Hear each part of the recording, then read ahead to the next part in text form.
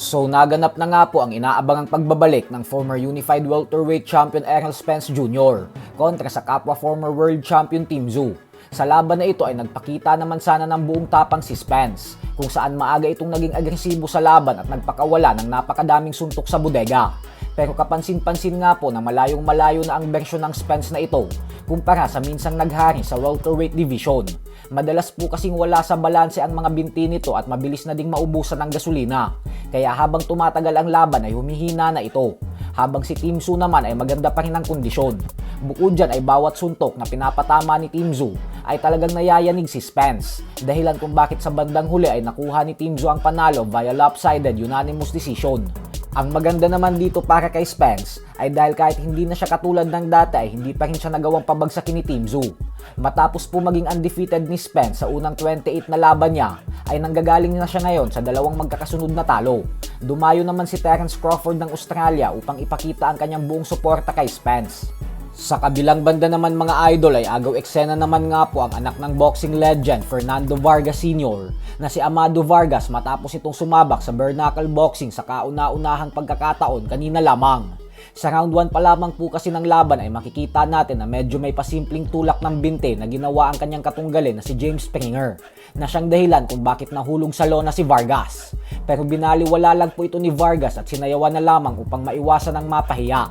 Subalit dahil nga po sa maduming taktik ang ginawa ni Springer, kaya mas lalong nanggigil ang anak ng legend. Kaya naman ilang segundo lamang ang makalipas ay agad niya itong sinapol ng solidong suntok sa panga na siyang nagpabagsak kay Springer. Sa sobrang pagkahilo ni Springer ay hindi na nito nagawa pang makabangon. Kaya naman tuluyang nakuha ni Vargas ang panalo via first round knockout.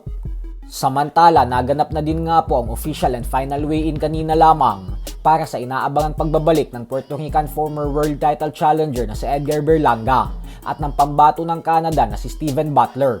Wala pong naging problema ang dalawa sa pagkuha ng tamang timbang dahil tumimbang si Berlanga ng 168.6 pounds habang si Butler naman ay 168.4 pounds.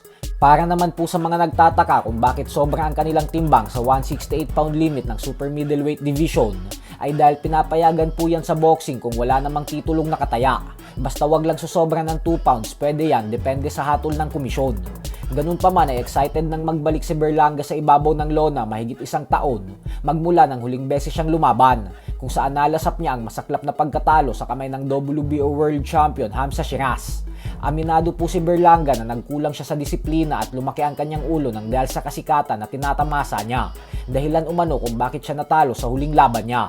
Natutunan niya na daw ang mapait na leksyon na sinapit niya, pero hindi umano ibig sabihin nito ay nawala na ang kanyang kumpiyansa. Dahil bukas umano ay makikita natin ang pagbabalik ng isang gutom na halimaw na siyang maghahatid ng matinding knockout na panalo para sa mga fans. Habang sa co-main event naman nga po ay makikita din nating lumaban ang former IBF Junior Middleweight World Champion Richardson Hitchins, kung saan makakatapat niya din ang Mexican knockout artist na si Ricardo Salas. Mahigit isang taon na din po ang nakakalipas magmula ng huling beses lumaban si Hitchins. Noong June 2025 pa po yung huling laban niya, kung saan tinalo niya via 8-round technical knockout ang former Unified Lightweight World Champion George Kambosos Jr. Kaya abangan din po natin ang kanilang laban. So hanggang dito na lang po muna tayo mga idol. Sports Talk PH, kakaiba ang laban ng mga